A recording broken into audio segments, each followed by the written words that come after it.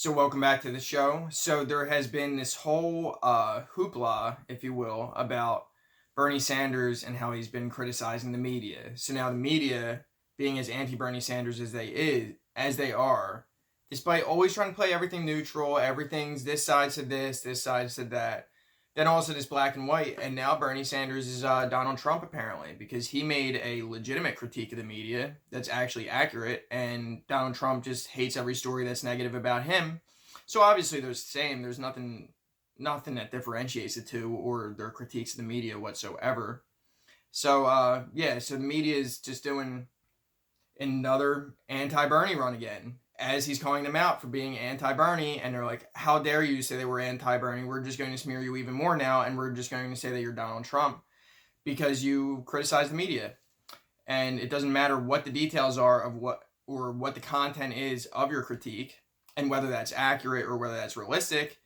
It only matters that both of you criticize the same thing, so both of you are the same. They tried to do this before when Donald Trump wanted to take away millions of people's health care through Trump Care, and Bernie Sanders wants to do Medicare for all. And they're like, well, if you're getting rid of the private insurance, aren't you taking insurance away from everybody too? You're taking insurance away from millions of people, just like Donald Trump is. And they say because he's angry and he yells a lot, and because his supporters are devout supporters of him because they understand what he wants, they understand his policy proposals. They feel like there are certain people where they genuinely need his policy proposals, and then there are plenty of people that know that these people are desperately in need, and that gives them the incentive even more so to support Bernie Sanders because they know he's willing to fight for these issues, and he's the one that if you want these issues to actually get passed through and to be fought for as hard as physically possible and actually have a chance, that you need him to be the one that's fighting for them. So that's the realization among a lot of Bernie supporters. And not only that, but they see through the system and they see how corrupted it is and they see how phony everything is. And they want that to stop. And they feel like Bernie Sanders, unlike Donald Trump, who would say how fucked up the system is, but then he just makes the system even worse and corrupts it even more because all he is just saying what people want to hear. Bernie Sanders, they know he actually stands for that and he's willing to fight for that. So, but the media can't understand any of this. Like, do they get it behind closed doors? Some of them, sure. But a lot of them, it's just a disgusting smear attempt again. And as Bernie makes a legitimate critique, do they have any legitimate way of rebuffing him at all on anything that he has said?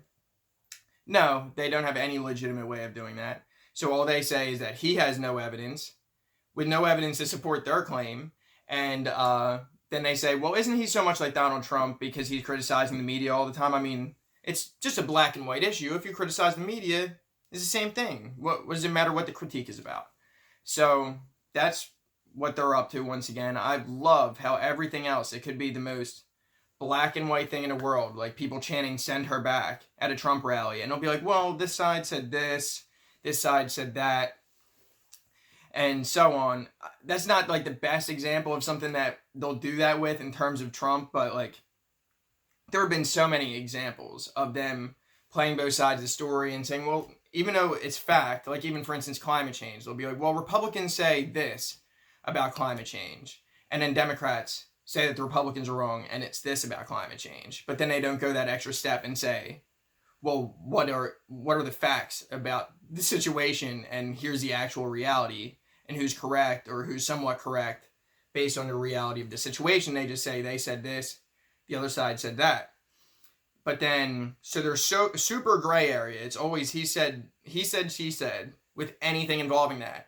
And then all of a sudden with Bernie Sanders, any kind of critique of him or anything that he does, then it's like, isn't that guy just like Donald Trump?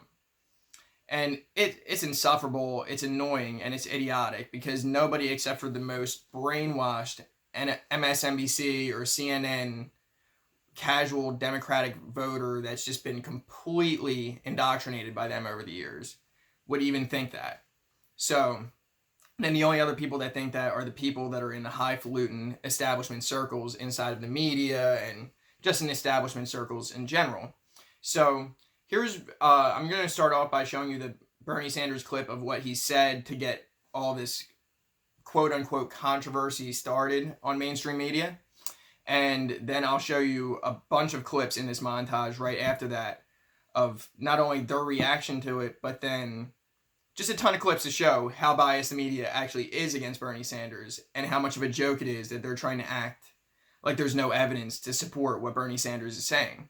So I'll have that whole montage for you. We'll go back to back to back, and I'll be back for a little bit more on a recap. We already knew that the Washington Post was biased against Bernie Sanders, but they decided to take it a step further and have an actual anti-Bernie Sanders marathon. So according to the media watchdog group FAIR, Fairness and Accuracy in Reporting, they posted 16 negative stories about Bernie Sanders in 16 hours. So to give you some examples of those headlines, what Bernie Sanders still doesn't get about arguing with Hillary Clinton. Clinton is running for president. Sanders is doing something else. Here's something Ted Cruz and Bernie Sanders have in common. Nice. An awkward reality for Bernie Sanders, a strategy focused on whiter states. Now, to summarize, all of these posts paint his candidacy in a negative light, mainly by advancing the narrative that he's a clueless white man incapable of winning over people of color or speaking to women. Even the one article about Sanders beating Trump implies this is somehow a surprise, despite the fact that Bernie Sanders consistently outpolls Hillary Clinton against the New York businessman. I think, having Bernie Sanders and Elizabeth Warren next to each other will really highlight, because for me, as, again, I'm not the political analyst here, but just as a woman, probably considered a somewhat moderate Democrat, Bernie Sanders makes my skin crawl, and I can't even identify for you what exactly it is, but I see him as sort of a not pro-woman candidate. As you well know, Senator Sanders' delay in releasing his taxes, one of the curious comparisons to be drawn between the Vermont senator and President Donald Trump. This is why I drew some parallels between President Trump and Senator Sanders. It's not on substance. Obviously, they're completely opposite in terms of that, but they do seem to play by different rules and get away with things like that. So I'm not going to sit here and say Bernie Sanders definitely is going to turn over his tax returns. He may not, just as President Trump did. Sanders isn't Trump in the race-baiting, Linder-cheating, fact-avoiding, porn actors paying Putin-loving sense, but their styles are similar, shouting and unsmiling, anti-establishment and anti-media, absolutely convinced of their own correctness, attacking boogeymen, the 1%, CEOs in Sanders' case instead of immigrants and minorities, offering impractical promises with vague details, lacking nuance and nostalgic for the past. The tweet from last night that caught my attention from the political Twitter site called the Horse Whisperer. Okay, since this is trending, here's my Bernie story. The year was 2016 and Bernie was already long eliminated from contention. An actual Democrat would have stopped torpedoing the nominee and worked to defeat Trump, but Bernie had books to sell. The end. That kind of nicely sums up how some Democrats feel about Bernie when they hear him using a Trump talking point. I'm going to take it one step further, because this is how dangerous socialism. I find Donald Trump reprehensible as a human being, but a socialist candidate is more dangerous to this country as far as the strength and well-being of our country than Donald Trump. I would vote for Donald Trump, a despicable human being. No, you won't. And let me tell you Stop something. yourself. I mean, I think that's just such a stark example of exactly what we're talking about when we say that there's an anti-Bernie Sanders, anti-progressive sentiment inside of the mainstream media. And it's because, what is another word for the mainstream media? It's the corporate media. What does corporate media mean? That they're owned by corporations. What do corporations do? They do what makes them more money. So I think it's a very steady stream of thoughts here, and it's a very easy conclusion to come to if you actually open up your mind for a second and get out of the establishment bubble and just look at it for what it is. Okay, what do corporations do? They lobby to make more money. They do anything they can to help their bottom line, to do better for their shareholders. So if they own a media company, what would they need that media company to assist in doing? Just like what they would need out of any other company that they owned, to assist them in helping out their bottom line, helping out their shareholders. So that tends to also lead to sensationalism in the media. And if you've ever read anything in Manufacturing Consent, what ends up happening is it's not this conspiracy where there's one person or one CEO of a corporation just going and telling all of these newsrooms, listen, run 16 Bernie Sanders articles right now, negative, just get typing. And it's not a thing where, hey, we're just going to do a concerted effort where all of you guys write negative Bernie Sanders articles and we're all going to release them around election time. And like thousands of journalists for the media all know this, and it's all a concerted effort where they're networking together and planning this. It's not that kind of conspiracy. It's not a conspiracy at all. But that's what they want you to think that Bernie Sanders is saying in the mainstream media. So they present it that way. So they're saying, isn't he crazy with this conspiracy? He's even more like Donald Trump because now he's conspiratorial and he's criticizing the media. And they're just completely off base about that. But that's the only way that they can present it where it helps their actual case. So, but what does happen with something like manufacturing consent is that these corporations, they have their higher ups. And what happens when they're owning a company? The people that they hire below them tend to reflect their worldview, or they tend to see maybe certain parts of their worldview in that person's worldview. So they tend to have more of an affection for them, and they tend to hire those people. And sometimes it is something like, yes, this is a person that will toe the line. So, and they think establishment minded, and they're in that like business friendly kind of mindset where they wouldn't like a guy like Bernie Sanders. So they like that about them because they think that's like what's normal. That's their establishment type of person. So they hire people that reflect their worldview or parts of their worldview because they tend to have more of an affection for them, or they see the benefit in having them working for their company because they know that they'll probably look at things in a similar way that they do. So they're not necessarily micromanaging, but anytime that you're building a company, you want people that when they're operating in the lower levels below you, to have a similar mindset to you and think like you. So that way you don't have to micromanage. That way they're doing it for you in a way that you can trust.